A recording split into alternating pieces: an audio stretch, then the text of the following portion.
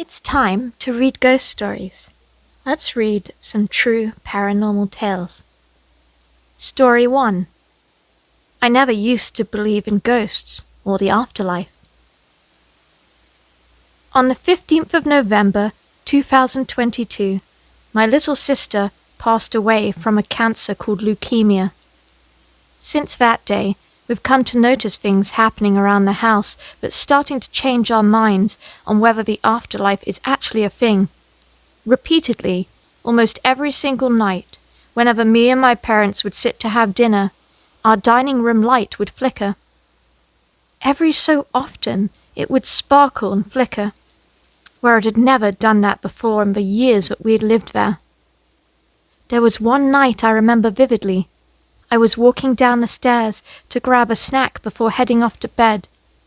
How our house is structured, I have to walk through the dining room to get to the kitchen. Now, due to it being dark, I switched on the dining room light to be able to see.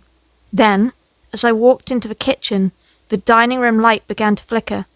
And don't ask me why, but I decided to just stand there and look up at it. By this point, me and my parents had said, "Oh, the light flickering is her, it must be her," as a kind of way to make ourselves feel better. But something happened to make me really believe it. As I stood there, looking at the light, I whispered, "I love you, Sophie," my sister's name. Then, not even a split second later, I said so. The light flickered in such a unique pattern. I've wondered if that was maybe her saying it back, perhaps in Morse code or something. Tears began to roll down my eyes as I felt a presence in the room with me. Then, that very same evening, as I was about halfway up the stairs to go back to my room, I 100% heard a footstep on the stair behind me. On everything I own, I swear I heard a footstep behind me, walking up the stairs. I instinctively turned around, quite spooked, and then just stared down at the stairs, and the feeling I felt was indescribable. I felt a presence, a real physical presence. As I stared down that flight of stairs, I could feel someone looking back at me. That isn't the only example I have. Another is around the exact time that she died. Every single physical analog clock in the house had stopped at the same time. They hadn't run out of battery, and we hadn't done anything to them, but every single clock had stopped at that exact time. We've also had the Xbox that she adored playing on, turning itself on and off countless times, without the help of any of us, even after switching it off. So, I never used to believe in the afterlife, but now I do. I find comfort in the fact that I know she's still there in this house. And although I can't physically see her anymore, I know she's still by my side every step of the way. I believe it. I believe she is there with you. Story 2. A Wave Hello. I've had a few encounters with spirits, like the OCD ghosts, that had to have things in their place. But this was different. I was staying at the Brookdale Lodge in the hills of Santa Cruz. I was on a vacation and visiting friends in the area. The Brookdale Lodge, I learned, has a colorful past and is known to be haunted. I was standing outside the lodge, having a cup of coffee early in the morning, and was noticing the stained glass that was in need of repair badly.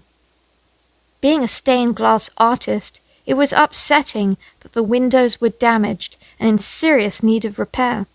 That's such a cool profession, by the way. How cool. As I was looking through the glass, I noticed that I was looking into the dining room area, and that it had a small creek that runs through, with a little girl that appeared inside the restaurant. She was maybe about 7, and she was running around the restaurant. She noticed me looking into and ran up to the window. She smiled and waved. I smiled back and waved. Then off she went, and I really didn't think anything about it until it was checkout time. I told the clerk that there was a child running around in the restaurant. She looked at me and asked if I saw her, and I explained what had happened. She told me of a little girl that drowned in the creek in the restaurant years before. Wow. And that I had seen a ghost.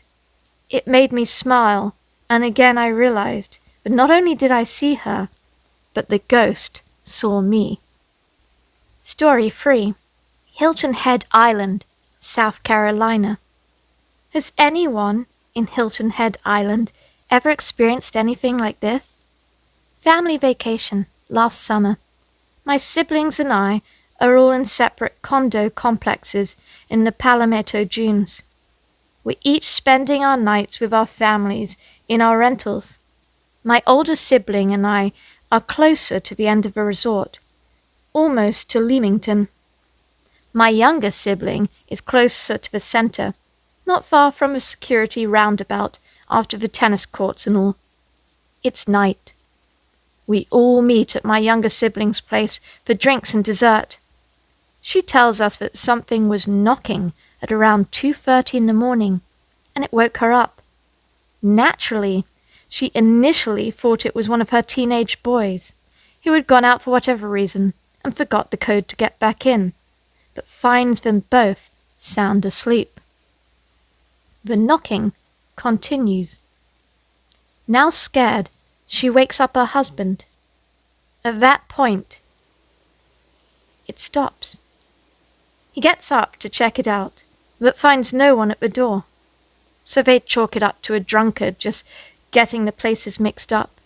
We basically all shrugged it off, and everyone else thought the same. I forgot about the story entirely until I was driving back home a few days later.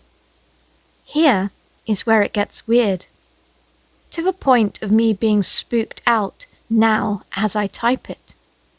It's about 2:45 or so in the morning, and I am having a nightmare, a bad one. I'm with my ex-wife, and no one is around, but we're all getting along and discussing bills or something in the house. It's a quiet summer night, and she decides to go upstairs to take a shower. While she's there, someone starts knocking on her front door. It's loud and continuous.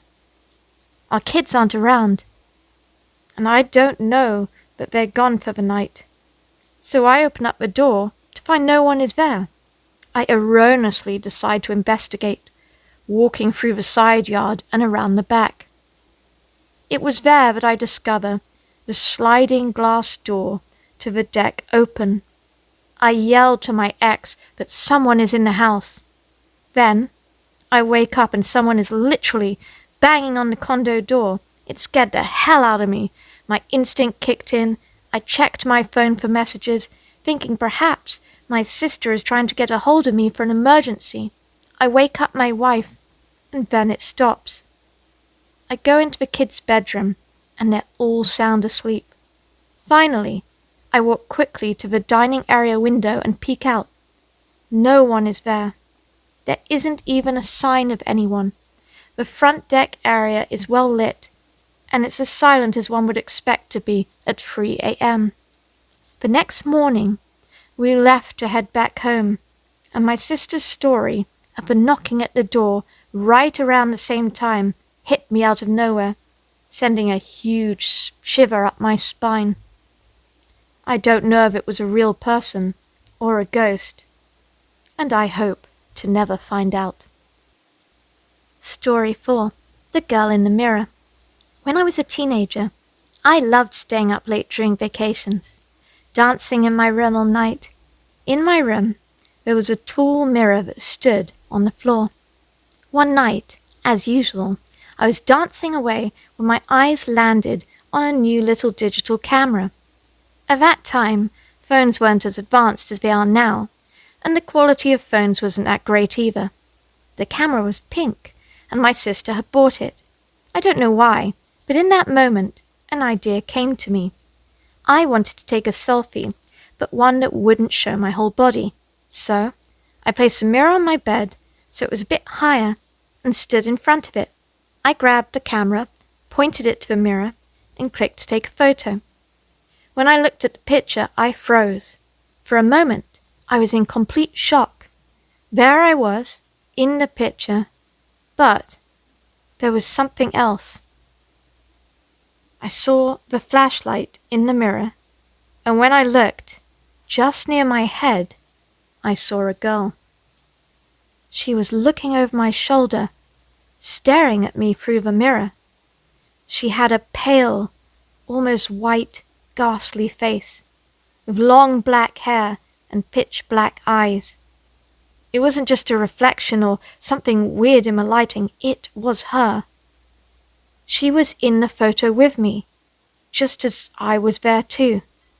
I was so scared that I instantly deleted the picture, as if doing so would make her presence also disappear. I ran out of my room, down to the living room. It was about 3 a.m., and everyone was asleep. I couldn't bring myself to wake anyone up. I had already deleted the photo, and I regretted that immediately, because now I have no evidence to show whenever I tell this story. I sat in the living room for about 20 minutes, trying to calm myself down, before finally heading back upstairs to bed. I never saw that girl again, but there are moments after that where I felt a strange presence. The creepy part is that later, when I told my mum what had happened, she told me something unsettling. Apparently, the previous owner of the house had a daughter who had taken her own life there. We had been living in that house for almost 3 years at that point. This all happened when I was 16 years old, and now I am 35. And when I think about it, I still get chills down my spine. Story 5. In the John B. Murphy Auditorium. Please accept my apologies in advance for the length of this post. The reason is, I tried not only to describe the event, but also give possible reasons why it happened. So here goes. Back in the early 90s, I was a production assistant for the American College of Surgeons in Chicago, a position in which I proofread and helped lay out the organization's publications, which range from the pamphlets you see in surgeons' offices and to a yearly compendium of the best surgical articles published in the US. One booklet I found particularly interesting, because of my love of historic architecture, addressed the college's unique collection of properties, which, at the time, included several Victorian mansions, converted into galleries and restaurants, as well as the John B. Murphy Memorial Auditorium, also known simply as the Auditorium or the Murphy. The massive stone structure was built in the mid-1920s to commemorate one of our city's greatest surgeons. Considered a landmark, the auditorium was originally designed to hold the college's annual meetings, the highlight of which were the live surgical demonstrations, held in a rotunda-like central space. However, over time, as the college found other facilities for its gatherings, the live demonstrations were replaced by video. The building fell into disuse, so by that time I became an employee. Its only visitors were security, maintenance, and members of the office staff, who occasionally needed to access library materials stored in the basement. That, in fact, was the reason why my co-worker, Maria, and I were headed there one full afternoon. Our supervisor had been tasked with writing an article, and she needed our assistance in finding source material. Though an easy assignment and an escape from routine, I was hesitant to enter the bowels of a building that had always given me bad vibes. You see, some 15 years earlier, while a student at nearby Loyola University, hope I pronounced that correctly, apologies if I didn't, I'd come across a mausoleum like Murphy while exploring an area around our school's urban campus. As I approached the foreboding edifice, something triggered feelings of dread so intense I immediately crossed the street to get as far away from it as possible. Since normally I'm fascinated by old buildings, and even old mausoleums, this was unusual for me, but I wrote it off as a one-time aberration. till I went there a week later, and the same thing happened again. Eventually, to pass for structure, something that occasionally was unavoidable, I developed a strategy of holding my hands to the side of my face like blinders to blot it out as I scurried by. For this reason, I was glad Maria, a younger colleague, would be accompanying me on this assignment. I felt her upbeat personality would give us both immunity to the building's weird aura. But that idea was dispelled when she confided in me as we walked up the stairs to the auditorium's massive, verdigris entrance. I'm glad we're working on this project together, because I hate this building, and it gives me the creeps. Great, I thought. She's as scared as I am of this dank stone sculpture. I hope our fears don't feed off each other. Well, they didn't, at first.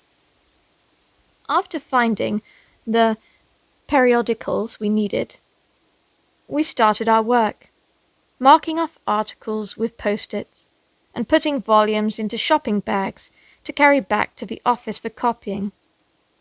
There were no Xerox machines on that premise.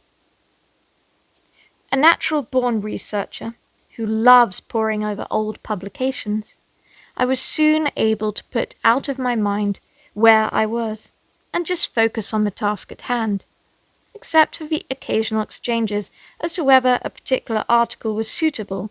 Maria and I passed an hour or so quietly paging through the dusty tomes of the dimly lit makeshift storage area. After a while, though, we began hearing footsteps.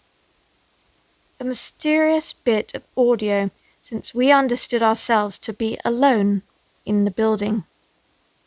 Security had already made their rounds, and we'd compiled with strict instructions to lock the doors while working. So who was perambulating in the empty hallways? Maria suggested it was either security come back to check on something, or perhaps a maintenance person making repairs.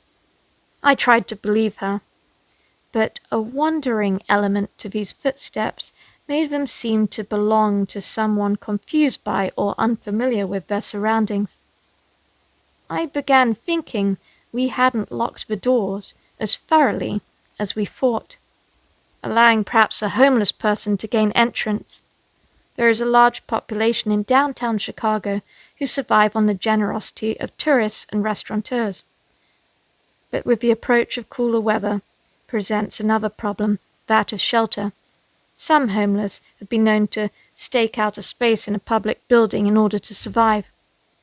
Though a tiny bit unnerved, we decided there wasn't much threat for someone probably just looking for a warm place to nap, and agreed to hurry our research. If you're wondering why we didn't call someone at the office to notify them we had a possible intruder, well, we didn't have mobile phones in those long-ago days. There was a row of antique wooden phone booths in a lobby, but neither of us felt inclined to use one, thinking it better just to finish our project and go. We could tell security later and let them escort our visitor off the premises before they go back to lock the door for the night. Thankfully, the footsteps soon stopped, allowing us to follow our plan. Finishing, we picked up our bags and lugged them to the lobby. It was there, in passing the phone booths, that we saw the hinged door of one of them suddenly snap open, then shut without assistance, causing light to come on inside, as if someone was placing an urgent call from the archaic rotary phone. It's one of those phones that had the dial where you would pull it round. Looking at each other, eyes wide, Maria and I asked the same question simultaneously. Do those booths ever do this on their own, without someone pulling the door behind them? As each saw the other shake their head no, fear overtook us. The next thing we were flying for the exit, heavy bags suddenly weightless. The door was still secure, indicating only authorized staff could have entered while we were there. But asking around, Miria and I soon learned neither security nor maintenance had been on the premises during our visit. leaving the mystery of what we had heard/seen to prompt a couple of questions and perhaps answers. What caused the phenomenon we'd heard and witnessed? Auditory phenomena that seem to replicate a specific moment in time are not uncommon. Parapsychologists believe strong emotions at a site which has seen sudden death or disaster can cause imprinting of an audio recording on physical surroundings. Yeah, they call that the stone tape theory. Some local Chicago examples of this include phantom machine gun fire, sometimes heard near the site of the infamous 1929 St. Valentine's Day massacre, and the sounds of people crying for help heard near the Chicago River, where the excursion boat, the Eastland, overturned in 1915, killing over 800 people. I'd never heard of that before. So, what might have happened in the auditorium? Based on what we knew of the building's history, Maria and I conjured one scenario in which a patient had died on an operating table during one of the surgical demonstrations years earlier. Exiting life while under anesthesia might have left their spirit lost and confused, which would explain the disoriented footsteps we heard, and someone frantically notifying the authorities of death, which might account for what we saw with the phone booth. Another explanation, perhaps creepier, is that of the auditorium is somehow being haunted by something entirely different. For I learned, while proofreading the booklet on the college's properties in the Murphy is an exact replica of the Notre Dame de Consolation Chapel in Paris, built as a memorial to victims of the 1897 fire. Could echoes of that tragedy explain the inexplicable dread the buildings always stirred in me, even though I had only recently learned of its backstory? And was it also possible that Maria and I, gifted with the proper sensitivity to psychic phenomena, somehow tuned into the tragedy that lay behind this replica, experiencing something that occurred 100 years earlier, a couple of 1,000 miles away? The stumbling footsteps we'd heard were those of a terrified individual seeking escape from perhaps a burning building. As with many hauntings, there seemed to be various explanations for what we saw and heard in the John B. Murphy Auditorium. In the years since I last visited, the building has been extensively remodeled and acquired by the Richard R. Dreyhaus Museum, another former College of Surgeons property that is a neighbor to the west. I have no knowledge as to whether the strange phenomena continue to occur there. Story 6. A Fall into the Abyss. A fall into the abyss. My brother had just recently passed. I'm terribly sorry to hear that. And I had begun to isolate myself. My brother and I had experienced many strange, inexplicable things during our time together. On this particular night, I was to have another such experience. I developed horrible insomnia soon after my brother died. I became used to the night, and in fact, I grew to love it.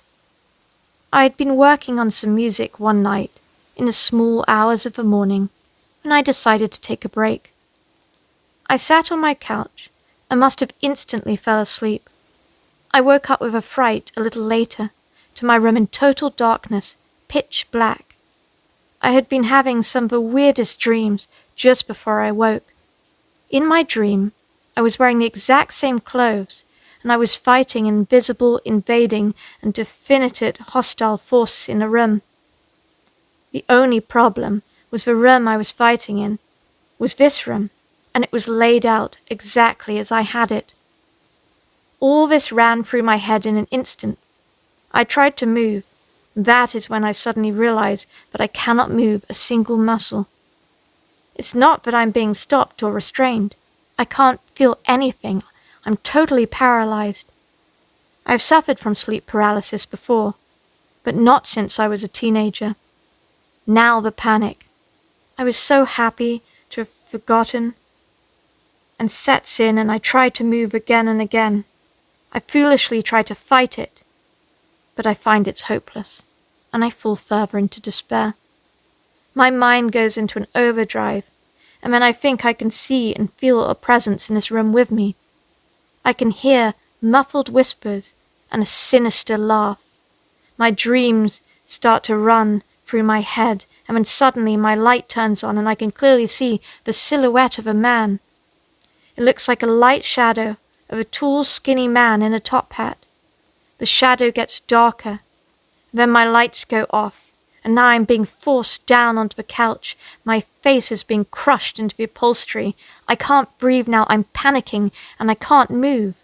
I'm going to die, I think to myself. I'm smothering, it seems, when suddenly I wake up on the couch, back in my original position, with the light on, in total confusion and shock. I go to jump up, but I am still paralyzed. Have I been awake the whole time? Am I still asleep? Have my dreams actually been happening? Eventually, the paralysis lifts and I can move. I lean forward to check the time on my phone. It's 3:45 in the morning. I'm not sure how long these episodes have been going on tonight. I feel completely dazed and more confused than anything. I decide to roll myself a cigarette. As I reach for my papers across the table, I realize the silhouette is sitting directly across from me. It looks like a very skinny, tall man, but with no facial features. He's just all black, and what I think looks like a top hat is perched on his head.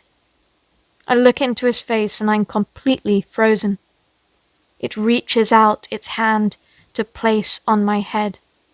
The instant it makes contact with me, I feel my body begin to disintegrate, like as if all my tiniest cells broke away individually, turned into sand, and could no longer form my body.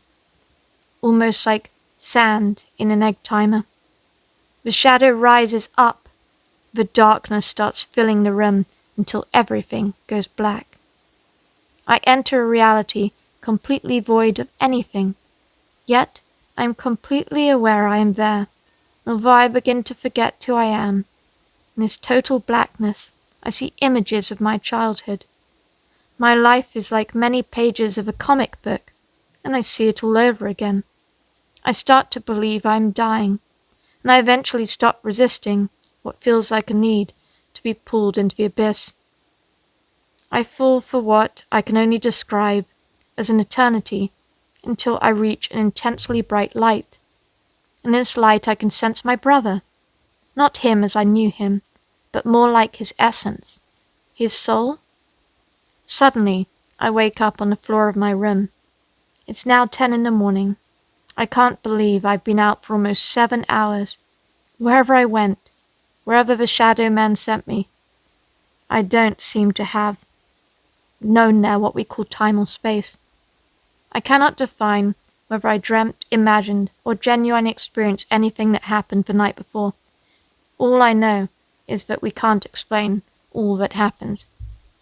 I'll tell you from personal experience that I think you actually experienced an OBE, an out-of-body experience, because you saw the void, you saw your deceased loved one, your brother, and also it sounded to me a lot, not to scare you, but a bit close to an ND, a near-death experience, as you had a bit of a life review when you were seeing the pages of your life like a comic book. It's a very common theme with an ND, so it may well be that you genuinely perhaps nearly did die, and the fact that you were out for 7 hours tells me that I don't think you were just dreaming. Story 7.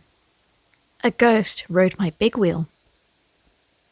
I like to set a mood when I write, so this might be long. These events took place over 40 years ago, and I've always wondered if what I witnessed was paranormal activity, or maybe just the overactive imagination of a traumatized 7-year-old, or 2 7-year-olds. This is basically a year of my life. It was year 2 of a 4-year span when my life was always in flux. However, the experiences only happened in one house, so I, 50 male, was 6 when my parents divorced. My mum worked 2 jobs to get an apartment in the same school district so as not to make any changes awkward for me. We were out in the middle of nowhere, upstate New York, and it was becoming difficult for her to get help from my grandparents and aunts that lived in town 40 minutes away. So when the lease was ending around May 1981, she started looking for something closer to the family. A friend of a friend was remodeling a house, so it was a great deal and a perfect location, but it wouldn't be ready until December. We couldn't stay at the apartment, and she really wanted the house, so she dropped the news that we were moving in with my aunt and uncle until our new place was ready. I would be able to share a room with my cousin Bobby, 2 months older than me and my best friend ever, and hang out every day with my cousin Lisa, 2 years older than me and my second best friend ever. And... I was horrified. Why would I be horrified to live with my 2 best friends and favorite aunt and uncle? Well, my cousins and I were convinced that their house was haunted. My aunt and uncle moved around a lot. My uncle couldn't hold a job very well, so it wasn't unusual for them to move 2 or sometimes even 3 times a year. It seemed normal at the time. I recently asked Bobby how many places they had moved to. He couldn't quite remember all of them, but he did figure out that one year they moved 6 times. That's a lot of times. So there were always new houses and neighborhoods to explore. And since we were thick as thieves and the 3 musketeers, there was always fun to be had. By May, when my mum dropped the news, they had been at this current place for about 2 months. I visited when they first moved in, as I did most weekends. Here's what I remember about that first day. I got to see Bobby and Lisa's new rooms. We played for a bit, and promptly got kicked out of the house. Gen X, go figure. But I needed to pee before we left. The only bathroom in the place was on the 2nd floor, at the end of a long, narrow hallway from the bedrooms. On the left side of the hallway was a door. I can't explain the feeling of fear that I had of this door. I had no idea where it led, and it just creeped me out. Well, I bolted past it to the bathroom, did my business, and now I was scared to open the bathroom and pass that door. I couldn't explain it. It was a beautiful spring morning. Nothing about the rest of the house was creepy or scary at all. I finally worked up the courage to leave the can and head downstairs to join my cousins. Of course, I closed my eyes and ran like the devil was nipping my rear. We left the house mid-morning and had another day of adventure like you see in Kids with Bikes movies. We went to a gas station around the corner and brought penny candy. We smelled the glorious smells of KFC, McDonald's, and wished we had more money. We shared the candy with some neighborhood kids that we met down by the railroad tracks. These kids were daring each other to light firecrackers in their shoelaces. I passed the test, but the next round one kid said, "I'm doing 4, and promptly blew all the laces off his keds. I wonder what a ked is. There might have been blood, definitely laughter, and he ran home crying. We then passed through a graveyard and onto a baseball field. We walked on the benches like we were acrobats. We ran bases and tried to climb the chain link backstop. Incidentally, the 3rd baseline of the field was about 5 hours away from my cousins.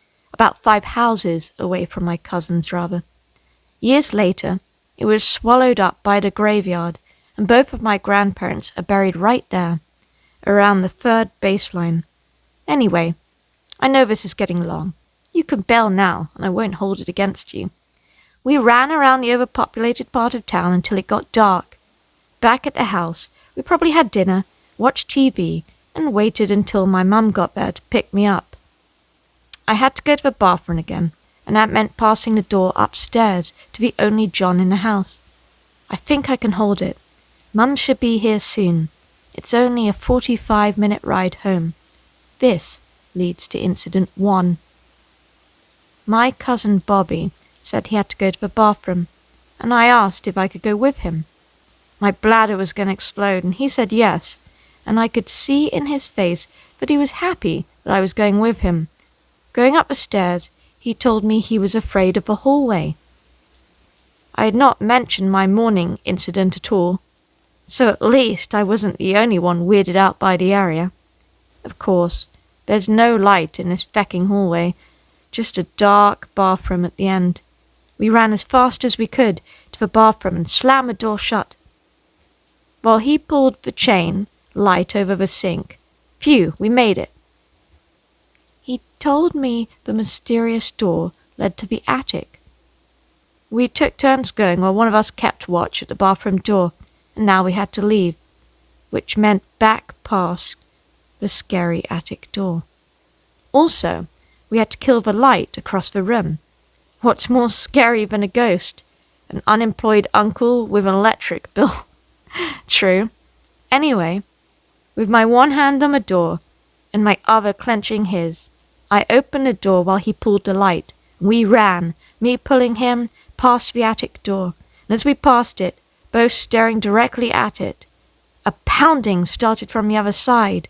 3 deep, double-fisted pounds, and the door shook. I think we nearly fell down the stairs, taking them 3 at a time. Everyone in the living room was just staring at us. Thank God my mum arrived to take me home shortly after. Incident 2. I did not witness this one myself. A few weeks after they moved into their new house, my mum probably had a Saturday shift, so I was back for a day of adventure. Must have been early, because we were crunching bowls of cereal, and they were excited to tell me about what had happened the day before. They were in the living room, in front of the TV, playing Atari. That is a very old game system. And my aunt was watering her plants in the front window. They described a glowing sphere, larger than a grapefruit, but smaller than a bowling ball, slowly float from the front hallway through the living room, heading towards the back dining room. It moved in a straight line, like a helium balloon that's lost its lift, but it was bright like the sun. All 3 watched as it entered the room. I'm gonna bet that's ball lightning, and if you don't know what it is after this is over, look it up, because it's a natural phenomenon and it looks a lot like that. Now, my aunt was a no-nonsense Italian. Let's throw down the right effort type mentality.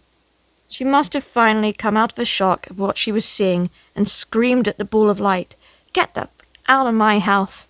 The sphere zigzagged around the room at great speed, shot up to the top of a window, and disappeared. I asked for how long was it floating.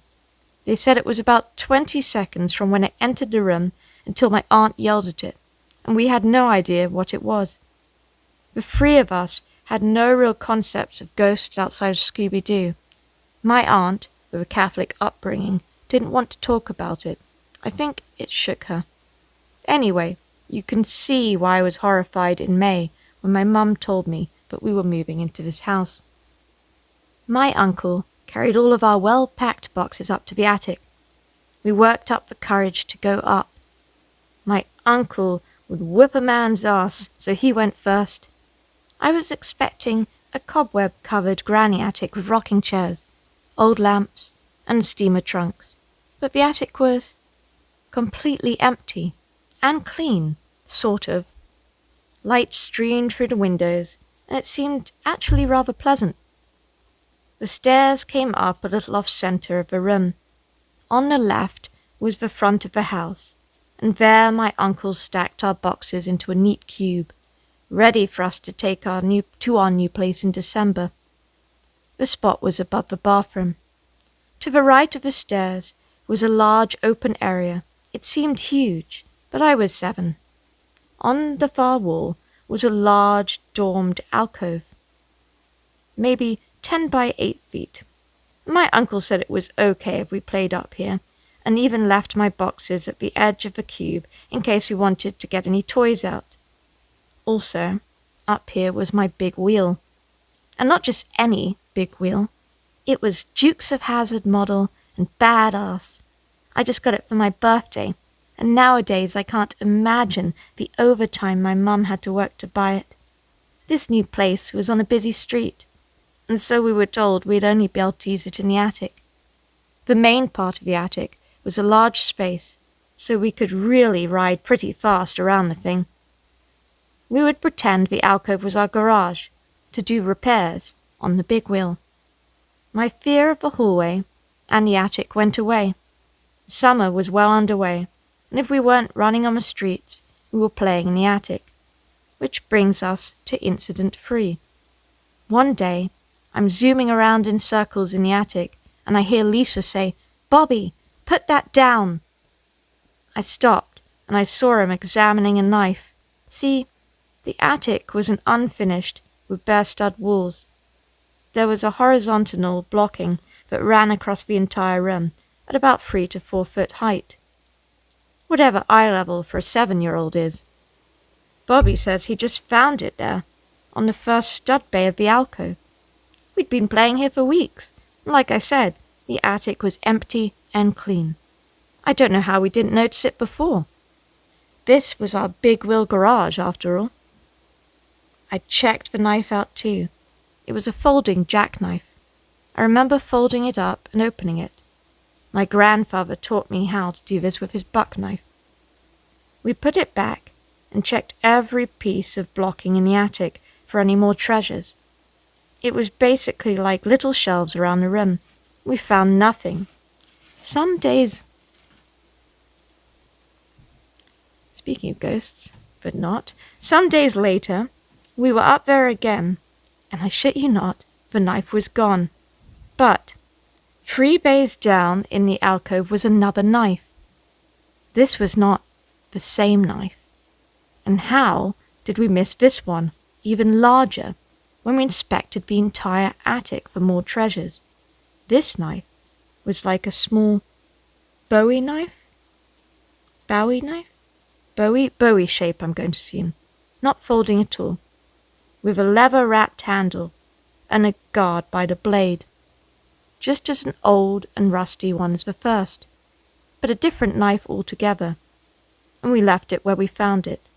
A few days later, there were no knives up there at all. Summer brought crazy heat to the attic, and so we didn't go up there much. Lisa became friends with the girls next door.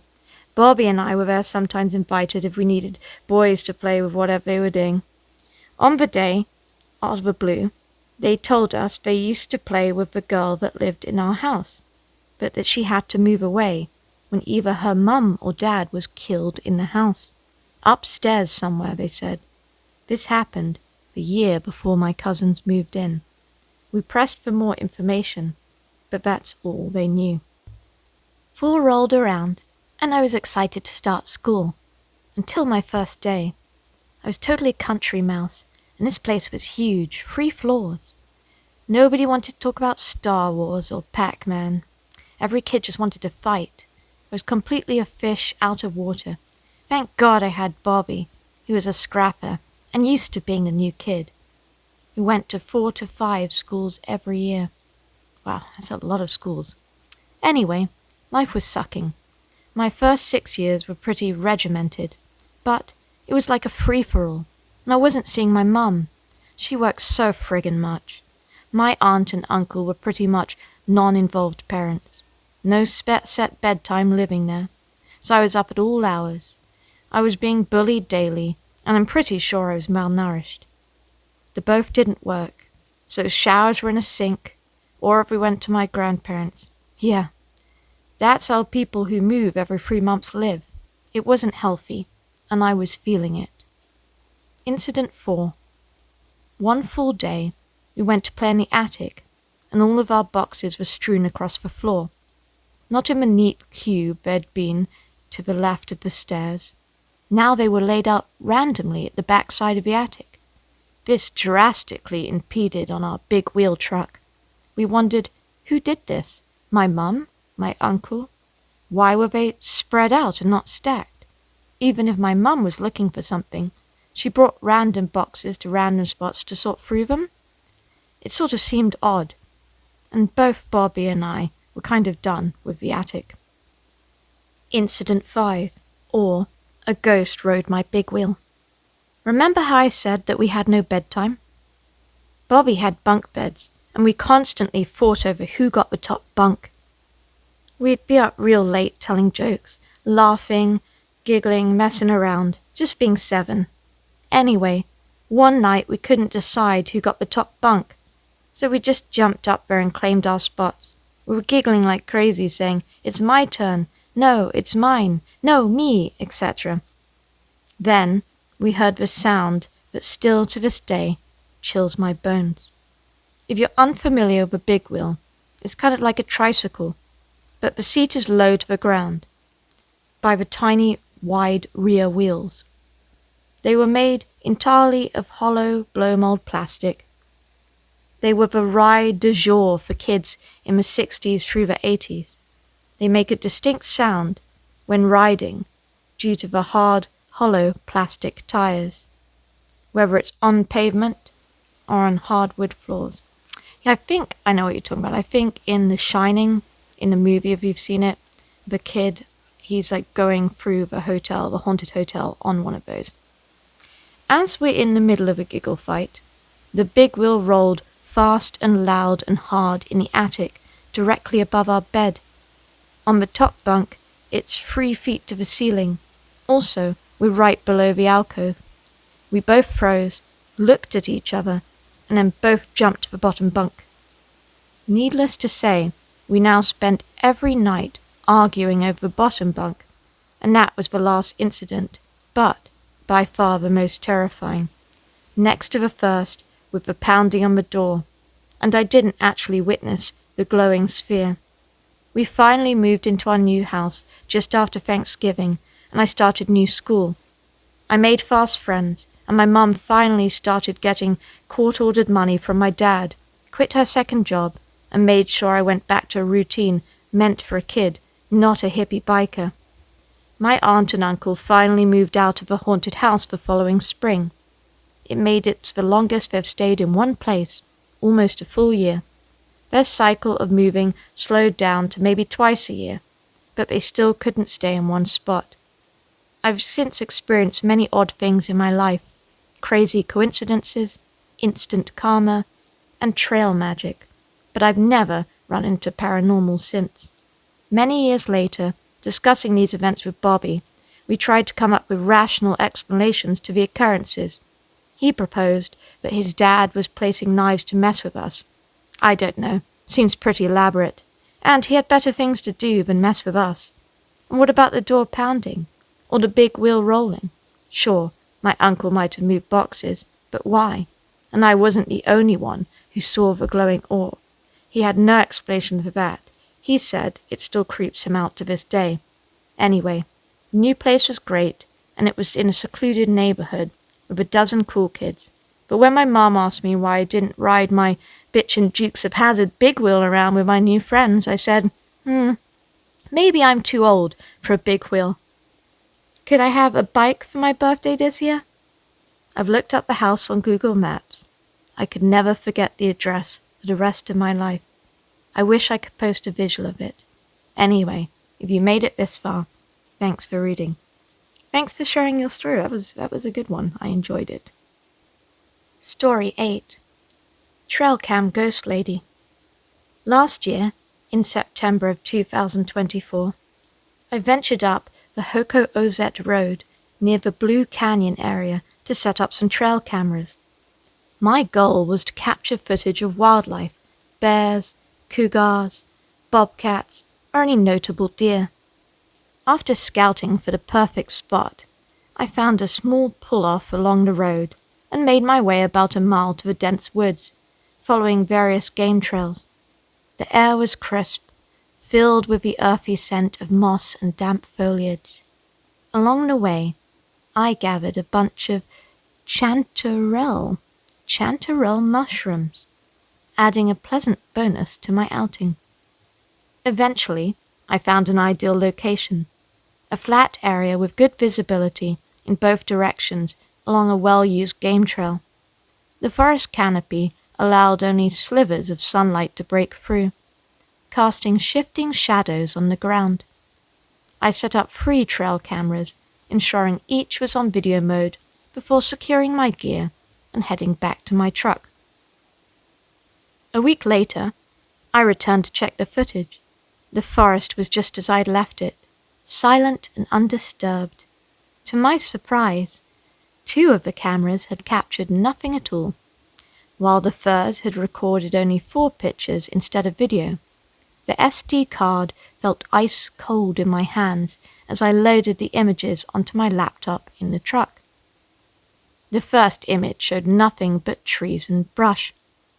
The second revealed a woman in a long flowing gown, standing eerily still, clutching an old-fashioned doll in her arms. The fabric of her dress appeared tattered, and her face was obscured by the shadow of her hair. The third image was even more unsettling. She was now facing the camera directly. Her lifeless eyes looked into the lens, the doll held firmly against her chest. The fourth and final picture had returned to the empty forest scene, as if she had simply vanished. A cold shiver ran down my spine. The area was remote. No one should have known where I placed my cameras, let alone be wandering alone in the woods at that hour. I hiked back to the location where she had appeared in those pictures, yet I found no footprints other than my own. The undergrowth was undisturbed, as if no one had ever stood there. I took the SD card home and transferred the images to my laptop, not realizing this simple act would invite something terrible into my life. That night, I began experiencing strange occurrences. I saw shadowy figures moving through my home, heard footsteps echoing in empty hallways, and felt an eerie presence lingering just outside of my vision, as if something was watching me. Determined to get answers, I decided to return to the site, better prepared. This time, I brought additional trail cameras, perimeter alarms, and chem lights. I set up my hammock in the center of a protective ring of cameras and alarms, carefully marking my only exit route. The forest felt heavier this time, as if it knew I was there. My plan was to stay overnight and witness whatever was out there firsthand.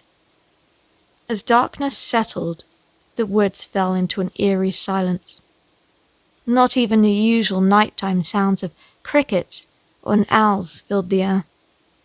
Armed with my night vision scope, I kept watch, scanning the surrounding trees for movement. The hours passed uneventfully until just after midnight, when everything changed.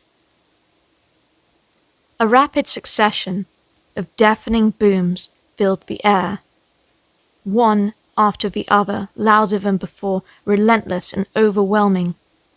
My immediate thought was gunfire, an attempt to scare me off. But as I took a breath and assessed the situation, I realized something far more disturbing. Every single one of my perimeter alarms had triggered at once. A deep, primal fear took hold of me. My hair stood on end as I grabbed my pack and rifle, heading for my only exit point. I didn't walk, I ran. The thick brush clawed at me as I sprinted through sticker bushes, stumbling and falling multiple times. My legs burned and my lungs screamed for air, but I didn't dare slow down. My only focus was reaching my truck. Bursting through a patch of ferns, I suddenly found myself tumbling into a ditch, chest deep in cold earth. The scent of damp soil filled my nose as I clawed my way out, my pulse hammering in my ears. Finally, through the darkness, I saw my truck gleaming under the moonlight. I reached for the door handle, and then everything went black. The next thing I knew, I was sitting in the driver's seat. My pack and rifle, which I always stored behind the driver's seat, were inexplicably behind the passenger side. My hands were shaking as I gripped the wheel. 3 hours had passed, yet I had no memory of anything that had happened. Shaken to my core, I sped home and immediately collapsed into a deep sleep. The exhaustion was overwhelming, as if I had run for miles.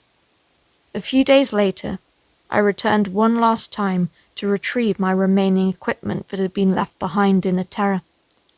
The air felt oppressive, as if the forest itself was wanting me to leave. After removing everything from that spot, the strange occurrences at my house stopped. The shadowy figures, the footsteps, the eerie presence, they all were gone. To this day, I don't know who or what appeared on my trail cam, but I do know one thing.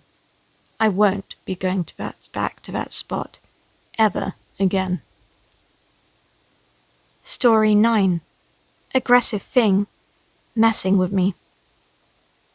I don't know how to start this off really, but I want help figuring out a situation that happened to me a few years ago in my grandmother's basement. It all started when my grandmother went on vacation with my brother. He lived with her. I stayed in his bedroom, which was in the basement. Ever since I was small, that basement freaked me out. I was staying for a week, and a few days passed.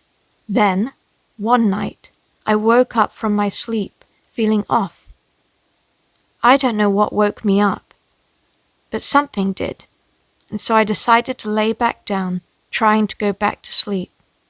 Then, I heard knocking on the front door. I got up and headed to the stairs, and then the knocking became more and more aggressive. I ran to the door thinking, oh God, something must have happened. I don't remember what compelled me, but I unlocked the door and opened it without checking who or what was outside. You have to keep in mind, I never usually do this. I tend to be very cautious. I stepped outside, like really stepped outside, like I was at the end of a driveway. At this point, I was freaking out and went back in and locked the door behind me. I convinced myself I heard something and went back to bed. I don't know when I fell asleep, but eventually I did. Not for long though. It was still pitch black, but by the time I was woken up again, I was woken up by the sound of someone whispering. Terrified, I was frozen in bed, and I realized it was coming from a little window by the ceiling of the basement. I just stared for a second, thinking my neighbors were outside, but then I heard a woman say my name, and then a man, and then a woman, almost like people were taking turns, whispering my name from that window. I got so scared, I just sat there and started crying. I was trembling. I don't remember when or how, but I did eventually end up falling asleep again. I called my mum, explaining what had happened in the morning, and ever since then, I couldn't figure it out, if it was a dream or if it was real. Let me say that I felt everything during this cold cement on my feet and everything I touched. If you have any idea of what might have happened to me, let me know what you think. Story 10. Ghosts in a Dream. I just woke up and had to come here to write this. I don't think dreaming about loved ones who have passed is anything new. In fact, I know I often dream of my late father, but I had a very vivid dream last night about others who have passed, and I knew in a dream that I was sitting with dead people and that it was trying to prove it to myself. I was in an indoor 1980s/90s style mall. I wasn't familiar with it. The building was somewhat narrow and crowded. People were rushing around in rows, sort of like traffic on a highway. There were these stores, but the order at which the shoppers were traversing the grounds was just notable. Strange, but harmless. In fact, it was rather pleasant. They were moving quickly, but there was no shoving or stopping or anything hostile. I easily made it through and was drawn to this elevated table nearby. It turns out it was in the middle of this stretch of the mall, sort of like a barrier between two sections. There were trees, plants, and dining tables. It was also tiered, and I climbed a few steps to get to it. So, I sit next to a man who I know has died. He's asking me how I'm doing, and what I've been up to and so forth. He passed away in April of 2024, and I knew him as my master teacher from way back in the 90s. One of us brought up retirement, and I asked him how long he'd been retired for. At this point, I knew I was speaking of a ghost. He looked at me as if he knew I was onto him. It wasn't an angry look at all. It was as if I shouldn't have asked, but he's going to tell me anyway, almost as if he had blown down his cover. After turning away and forcing me through the silence to ask him again, he said, 9 years. As soon as I woke up, I looked him up online and found that he had retired in 1997. This would have made the setting of my dream 2006. As odd as it is, it made sense based on how I was feeling, how the mall was still alive, and how both of us looked in terms of our age. Back to the dream. Adding to the strangeness, there was another man at the table, seated across from me. I didn't recognize him, but he was chatting before my conversation with my master teacher. He was very pleasant, and I can vividly remember his face. He was balding with longer, scraggy brown hair in back. He wore big, round, almost 70s-style eyeglasses, and he was very pleasant. Coming down to the table while I was talking to my former master teacher was a beautiful woman. And I don't mean IG hot or young internet model. I mean, this woman was older. She had smooth caramel skin and big milk chocolate brown eyes and a beautiful smile. Without a doubt, she took pride in her appearance. She was talking and laughing along in the conversation. Now I'm thinking in my head, she must be a ghost too. I needed to prove it though, so I asked her what her name was.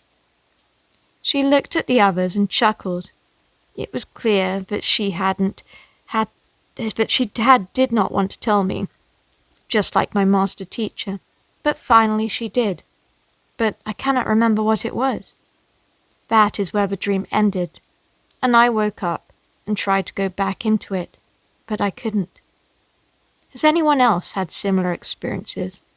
Or does anyone have an inkling of what any of this could mean? Could it simply be that I was being visited by those who were living beyond their graves? Story 11. Multiple experiences that I'd love to discuss and rationalize. Long post, but I had a lot of personal experiences in a short period of time. During my teenage years, I had multiple experiences in 2 house shares I lived in during university. The first house was a standard terrace property that had a basement. Obviously, we explored the basement area the first day we moved in, where we found this matchstick model of a house that had been put together, as well as old newspaper clippings from the 1970s. We thought nothing of this, but the activity just boomed. Shadow figures. The house layout meant you walked in and had 2 rooms off the corridor. As you went down the corridor, there was a kitchen, and through the kitchen was a living room. You could see the living room from the front door. We all saw figures move in that living room, all of the time. The basement. The door would unlock and open itself. and the light would switch itself on and off. Drawers opening. All of our rooms locked. My housemates in the room downstairs would come home and find all of her drawers open on a regular basis. All of the kitchen cabinets would randomly open by themselves as well. Upstairs hallway. 3 of us had rooms upstairs. We would hear loud footsteps and people running almost every single night. We always thought it was each other, until after a few months we asked each other and realized it was none of us. Banging. Randomly something would bang my radiator on the other side of the room so loud it would wake me up. Second year. Our group stayed together, but those experiences were enough. So we got the fuck out of that house and moved to another, thinking perhaps it would be better. It wasn't. It got worse. The upstairs hallway. Footsteps heard just like before. The upstairs bathroom. One night, I was in the bathroom and hear someone try the locked handle and a sound of giggling. I shouted out, thinking it was my housemates playing a prank. But the handle rattled louder and more aggressively. I shot up and opened the door. It was pitch black, and everyone was in their bed, fast asleep. My bedroom. Voices and objects falling. I had a shelf in my bedroom, and in the night, things would fall off of it randomly. I checked the fittings, and this was at the dead level. Even if you slam the doors and the windows, the items didn't budge. This just kept happening. Then, one night, I'm just falling asleep and hear a loud, very audible exhale in my ear. So loud, I could feel the breath on me. I quickly roll over and I see this human figure right by my bed. I was horrified, but it quickly disappeared. Housemates hear voices. My housemates downstairs used to hear chatting in the living room at night. They would think it was us and text everyone, but it never was. We would all either be out or in bed asleep. Shadows. We would see shadows dart around the living room. One night, we were all watching TV together, and we all saw this figure dart down the hallway towards our garden. I couldn't sit or stand in that room without my back basically being against the wall. It was from fear. Taps. The taps in the downstairs bathroom, upstairs bathroom and kitchen would just turn on and run randomly by themselves. I finally moved out in my 3rd year. Oh, I can tell you guys are from UK university. You only have a blissful 3 years to study in university and it's great. We moved to another property and everything stopped. A few of the group had placement years, etc., so we split up. One of my housemates decided to stay in that house, and new people moved in with her. I still went to visit, but the house gave me the creeps. The man who took my room had the exact same experiences as me, and everyone else also had their own. Without a doubt, it was a haunted house. I know I often think about the people who lived there since then, and I think about whether they had the same experiences as well.